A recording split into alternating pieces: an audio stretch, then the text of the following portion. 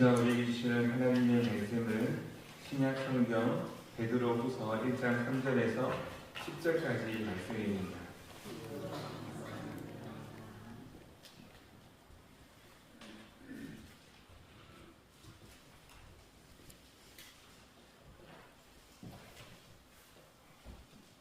베드로후서 1장 3절에서 10절까지 말씀 다시 한 목소리로 공독하시겠습니다. 그의 신기한 능력으로 생명과 경건에 속한 모든 것을 우리에게 주셨으니 이는 자기의 영광과 덕으로서 우리를 부르신 이를 알므로 말미암음이라.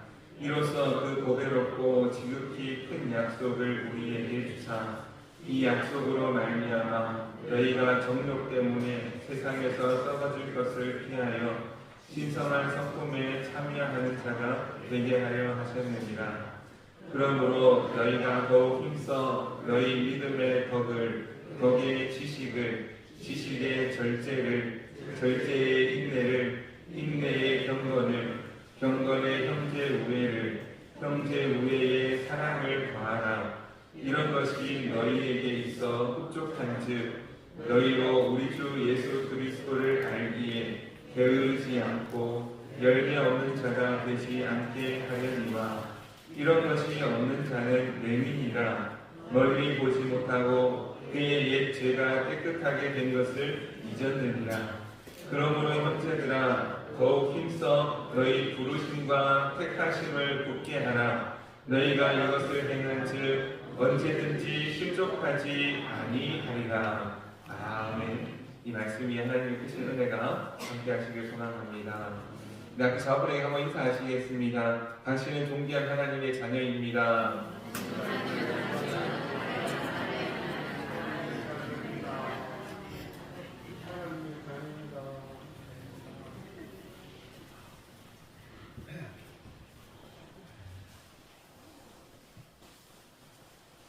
존귀한 하나님의 자녀 맞습니까? 네. 오늘 말씀 제목은요, 하나님 나라의 고귀한 가치입니다. 하나님 나라의 고귀한 가치가 뭐겠습니까? 다양한 답변이 나올 수 있는데요. 오늘 말씀에서 가르쳐 주시는 중요한 한 가지는 덕입니다. 덕. 우리 성도들 덕이 있으십니까? 없군요. 아무도 없어요. 덕은 젊은 사람들보다는 그래도 좀 지긋한 연세가 있으신 분들에게서 볼 수 있는데, 이제 보통 외모에서도 나타나기도 합니다. 이제 통통하게 살이 있는 분 참 덕스럽다, 복스럽다 이런 표현도 하고요. 저도 참 이렇게 아닙니다. 그렇지 않습니까? 우리 또 어르신들 중에는 참 이게 덕이 있으시다, 덕망이 있다 그런 표현을 하기도 합니다. 근데 이런 덕은 단순히 부드럽고 따뜻한 느낌이라기보다는 그래도 참 중요한 그런 그 가치가 있고 의미가 있는 말입니다. 특별히 하나님의 나라에 있어서도 덕은 고귀한 가치를 담고 있는 귀한 성품입니다.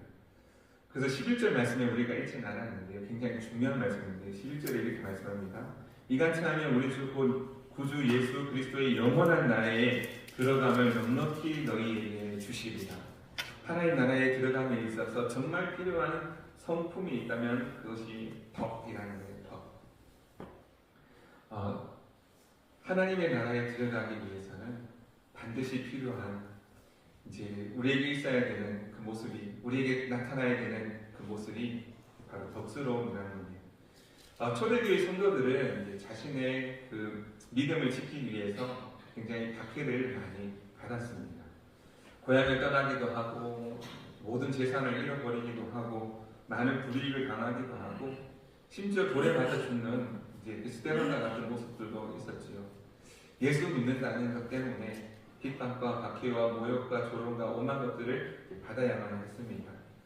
그런데 이런 성도들에게 끝까지 그래도 잊어버리지 말고 지켜야 할 것이 있다면, 사실 재산이라든지 모든 것들은 없어도 그만이지만 하나님 나라에 있어서 없어서는 안 될 반드시 있어야 할 것을 8가지 덕목으로 오늘 말씀에 가르쳐주고 있습니다.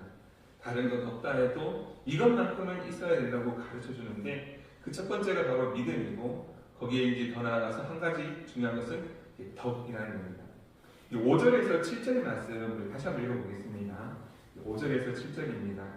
시작. 그러므로 너희가 더욱 힘써 너희 믿음의 덕을, 덕의 지식을, 지식의 절제를, 절제의 인내를, 인내의 경건을, 경건의 형제 우애를, 형제 우애의 사랑을 더하라.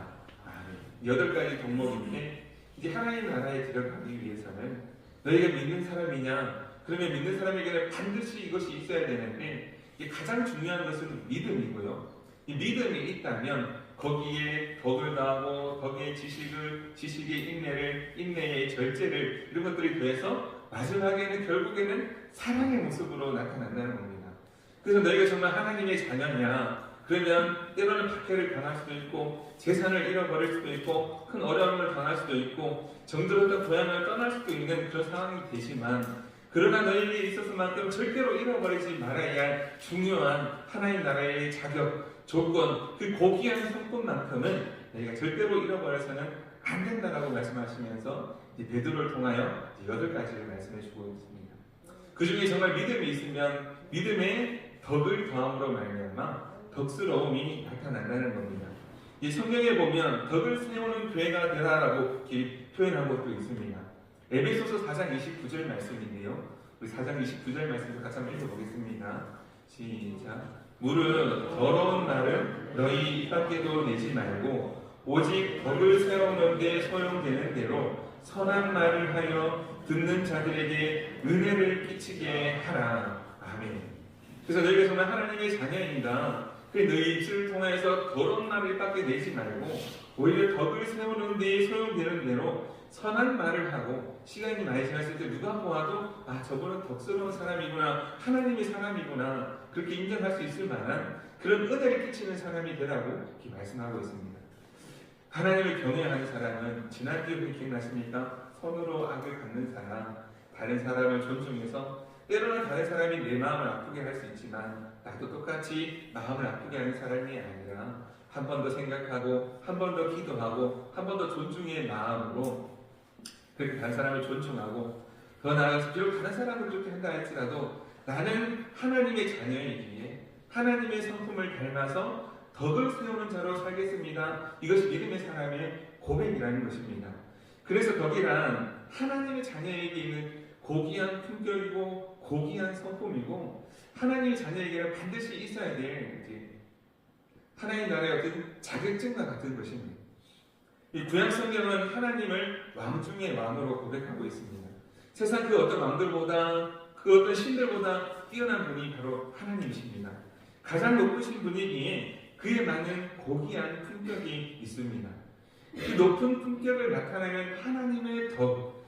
그래서 생각과 감정과 행동에서 이 고품격, 고귀함이 있는데 그것이 바로 덕이라는 것입니다. 하나님께로 있는 덕. 하나님의 말씀과 하나님의 선하심과 하나님의 인자하심에는 그 모든 것들이 이제 덕이라는 말로 표현될 수 있다는 것입니다. 그런데 하나님의 그 성품을 닮은 우리가 하나님을 믿는다고 하면서 이제 그 덕스러움이 우리에게 없다면 하나님께서 전능하시지 않거나 이제 우리가 이제 거짓말하고 있거나 우리가 잘못 생각하고 있을 수 있다는 것입니다. 우리가 믿음으로 하나님의 자녀가 된다는 것은 곧 왕의 자녀가 된다는 것입니다. 하나님의 아들, 하나님께서 우리를 아들로 여겨주시는 왕의 자녀로서의 그런 고귀한 품격, 그런 고귀한 성품이 우리 모습 속에 나타나야 되는데 이제 그것을 갖추어야 된다는 것이죠. 하나님은 우리를 부르셔서 하나님의 자녀가 되는 권세를 주셨습니다. 영접하는 자, 곧 그 이름을 믿는 자들에게는 하나님의 자녀가 된 권세를 주셨기에 우리가 이 땅에서 살지만 우리의 눈에 볼 때는 이제 별 차이 없는 것처럼 보이지만 반드시 하나님께서 귀하게 보시는 것이 있는데 그것이 바로 덕이다 하는 것입니다. 우리 앞으로 다시 넘어와가지고요. 우리 3절 말씀 다시 한번 같이 읽겠습니다. 3절입니다. 시작. 그의 신기한 능력으로 생명과 경건에 속한 모든 것을 우리에게 주셨으니 이는 자기의 영광과 덕으로서 우리를 부르신 이를 알므로 말미암음이라. 아멘. 우리가 덕이 있는 것은 원래 우리가 가지고 있었던 것이 아니라 하나님 아버지를 믿음으로 말미암아 하나님께서 그 믿는 자들에게 선물로 주신 것이며, 그래서 하나님께서 우리에게 주셨기에 우리가 그것을 가지고 살아가고 또한 다른 사람에게 나누는 모습이 덕이라고 하는 것입니다. 그래서 하나님의 사람, 성령의 사람은 덕을 세우는 일에 힘쓰며 살아간다는 것입니다. 그것이 너무나 자연스러운 일이라는 것이죠. 우리 성도님들은 덕을 세우는 데 힘쓰는 삶을 살고 있습니까?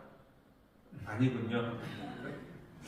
그리고 우리 믿는다고 하면서 전혀 덕과는 상관없는 그런 삶을 살아가면 안 된다는 거예요. 다른 사람이 봤을 때 저 사람 하나님의 사람 맞나? 저 사람 왜 저렇게 사는가? 손가락질하고 욕먹는 삶이 되어서는 안 되고, 다른 사람이 봤을 때에 내가 하나님을 믿는다라고 이야기를 하지 않아도 그 사람의 모습 속에서 저 사람은 혹시 교회 다니는 사람인가? 그런 모습이 나타나야 된다는 것이죠. 로마서 14장 19절 말씀에도 보면 이런 말씀이 있습니다. 같이 한번 읽어보겠습니다. 시작. 그러므로 우리가 하나님의 일과 서로 덕을 세우는 일을 힘쓰나니, 아멘. 하나님의 일과 덕을 세우는 일을 힘쓴다. 화평하는 일과 덕을 세우는 일에 힘쓴다는 것입니다. 믿음의 사랑의 모습, 하나님의 자녀의 모습은 바로 이와 같다는 것입니다. 가는 데마다 화평하기 위해서 힘쓰고 덕을 세우기 위해 힘쓴다라는 것이죠. 그래서 사람이 이제 무엇으로 그 모습을 잘 볼 수 있습니까? 이 말과 행실에서 그 사람이 어떻게 생각하는지, 저 사람이 어떻게 무엇을 중요하게 여기며 살아가는지 말과 행실에서 나타나게 되는데, 그래서 우리의 말과 행실이 얼마나 중요한가 하는 것이죠. 우리가 하나님의 자녀라고 하면서 우리의 말과 행실에 있어서 전혀 그 모습이 나타나지 않는다면 반드시 그 나타나는 모습은 다툼으로 나타난다는 것입니다. 다툼으로. 우리가 하나님의 자녀라고 한다면 화평의 일을 힘써야 하는데 가는 데마다 다툼이 일어난다면 그것이 정말 하나님의 자녀가 맞는가 하는 것입니다. 하나님의 자녀는 화평에 힘쓰는 줄로 믿습니다. 덕이 잘 모르겠다 싶으면 나는 다툼보다는 화평을 좋아하는 사람이다. 그것을 바라보면 된다는 것이죠.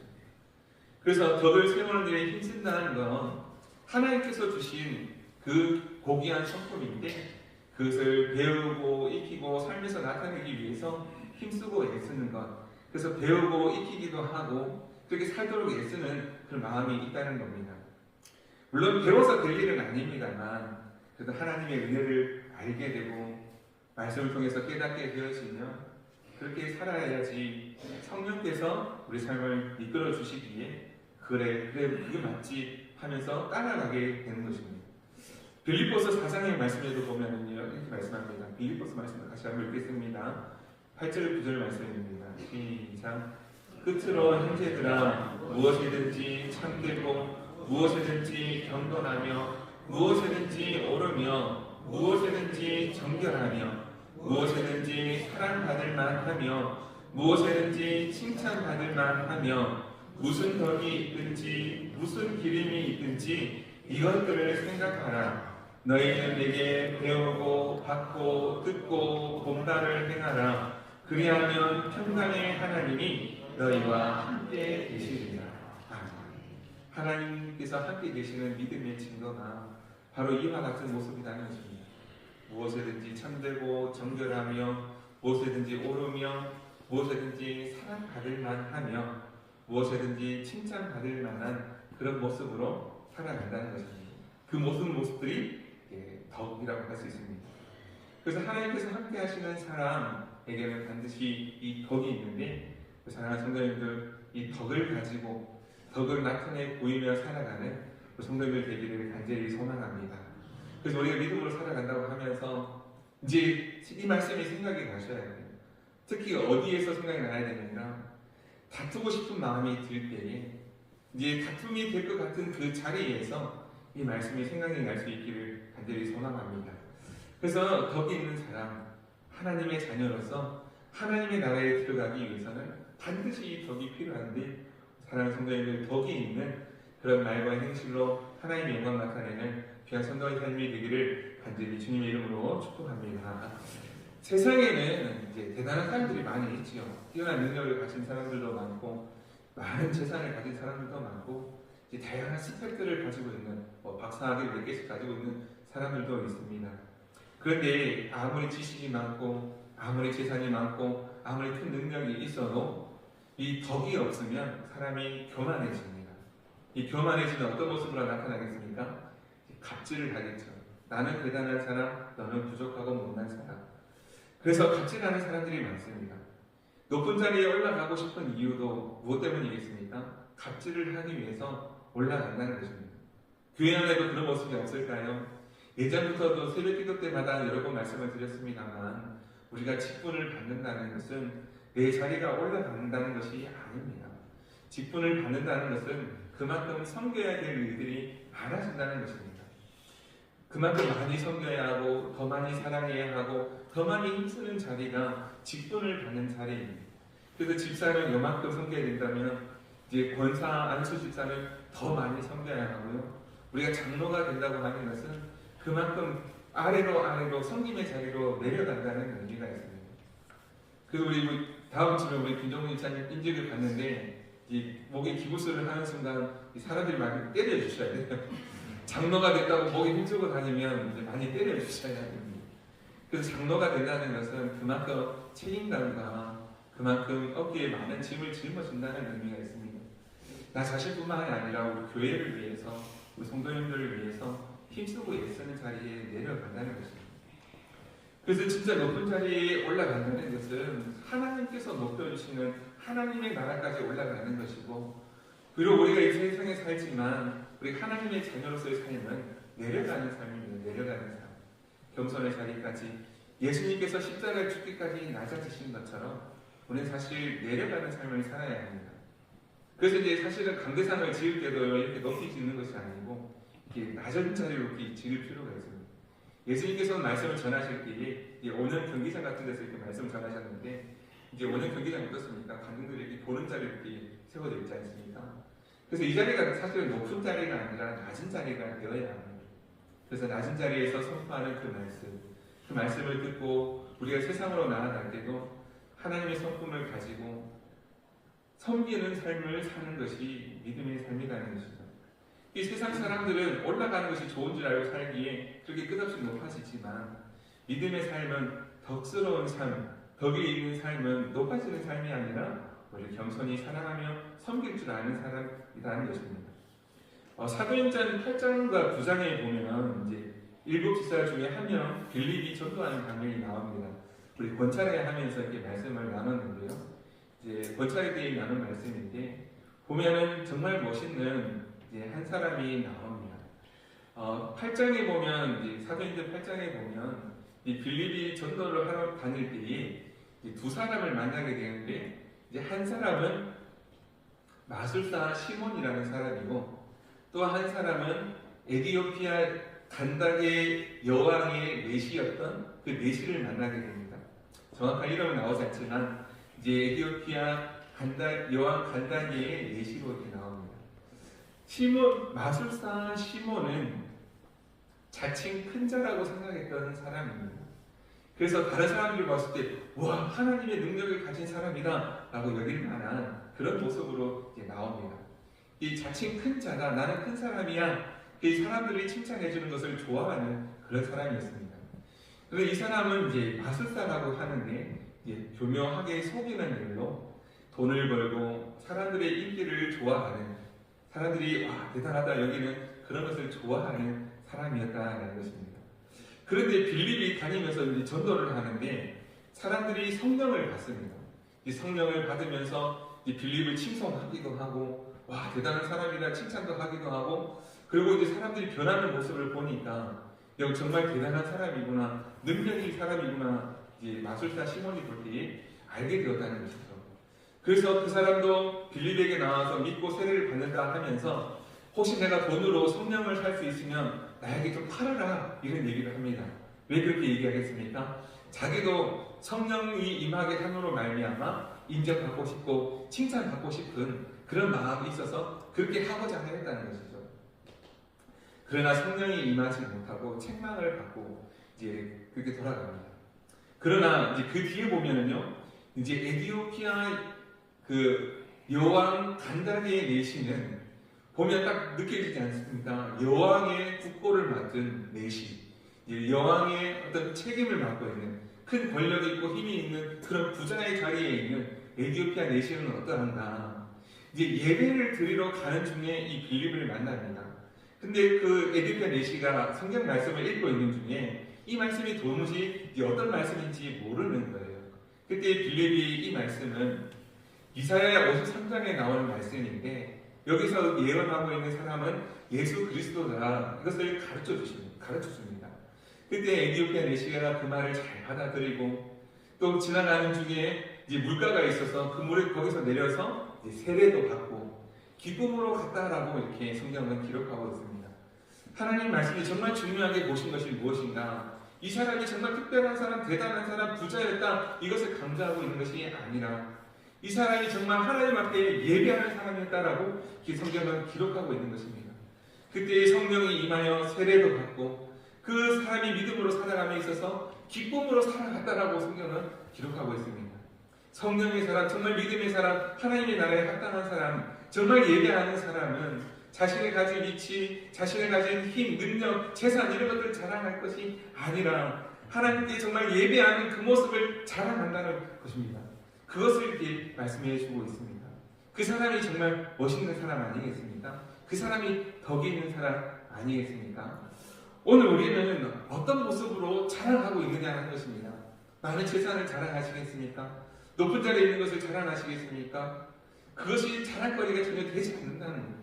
하나님 보시기에 그 무엇이 중요하겠습니까? 우리가 볼 때는 중요할 수 있습니다. 그러나 하나님 보시기에 그것은 전혀 중요하지 않다는 거예요. 하나님의 나라에 합당한 사람은 하나님께 온전히 예배하는 사람이고, 말씀을 듣고 행하는 사람이고, 하나님께 영광을 나타내기 위하여 빌립과 같이 늘 다니면서 전도하는 사람, 말씀대로 살고자 하는 그 사람을 하나님께서 귀하게 여기지 않겠습니까? 하나님께서 정말 멋있게 여기는 사람, 이 덕이 있는 사람이라는 것입니다. 믿음의 덕이 있어서 그 모습을 통해서 하나님께 영광 돌리는 그런 사람을 이제 하나님께서 기뻐하시는데, 하나님께서 은혜 주신 자에게는 이 덕의 모습이 있다는 것입니다. 우리가 하나님께서 주신 은혜가 있습니까? 그래요, 믿음의 덕을, 덕의 지식을, 지식의 인내를, 인내의 절제를, 그리고 사랑을 더함으로 말미암아 하나님께서 기뻐하시는 예배자, 하나님의 사랑을 전하고 나누는 그 삶의 모습이 우리 성도님들 삶 가운데 있기를 소망합니다. 베드로전서 2장 9절 말씀 같이 한번 읽겠습니다. 늘 이렇게 암송하시는 말씀이지요.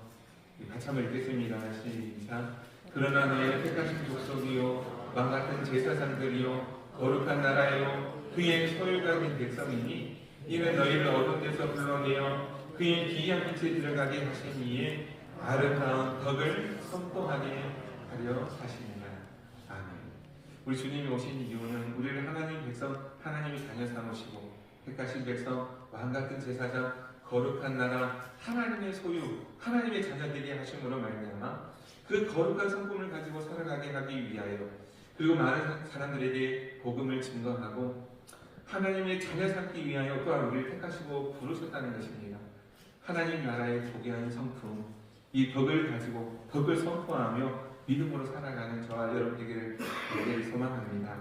우리 이 시간 같이 함께 찬양하고 같이 기도했으면 좋겠습니다. 언제나 내 모습 이 찬양인데요. 우리 같이 한번 찬양하고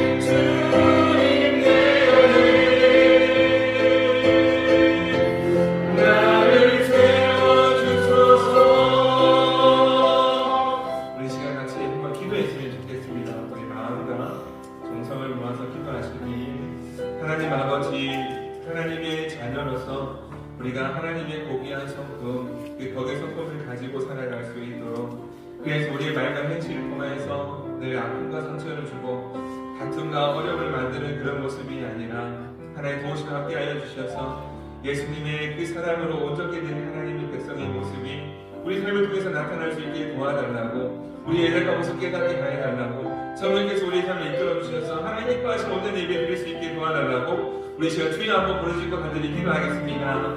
주여, 사랑 많으신 하나님 아버지, 은혜와 사랑을 감사합니다. 연약하고 부족하고 볼품없는 저희를 사랑하셔서 아버지의 많은 인생 버려두지 아니하시고 독생자 예수님을 보내주시고 하나님의 사랑 깨닫게 하여 주시는 날 감사합니다. 아버지 하나님, 하나님 나라에 합당한 자의 모습은 믿음을 가지고 믿음의 덕을 다하고 덕의 지식을 지식이 있는 그리고 주님의 사랑을 가지고 늘 사랑하며 전하며 사는 삶이라고 말씀해 주십니다.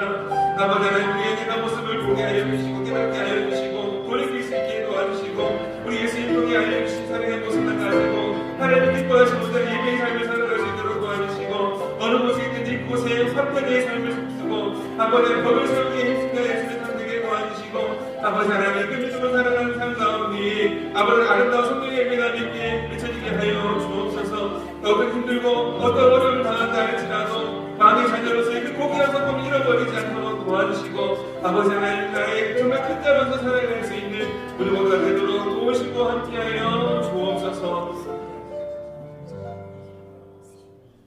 사랑 많으신 하나님 아버지 참 감사합니다. 아버지 하나님, 우리가 하나님의 자녀로서 하나님의 고귀한 성품 닮아서 우리도 살아감에 있어서 하나님의 자녀다운 모습으로 덕스러운 모습으로 살아갈 수 있도록 도우시고 함께하여 주옵소서. 그 믿음의 모습으로 살아가고자 힘쓰고 했을 때에 성령께서 지혜와 능력을 더하여 주시고 또 맡겨진 직분도 귀하게 잘 감당함으로 말미암아 하나님께 영광이 되고 아버지 하나님의 삶의 가운데에 하나님 주신 풍성한 은혜의 기쁨을 누리며 나누며 살아가는 우리 모두가 그게 인도하여 주옵소서. 모든 것 감사드리며 거룩하신 예수 그리스도의 이름으로 기도드립니다. 아멘.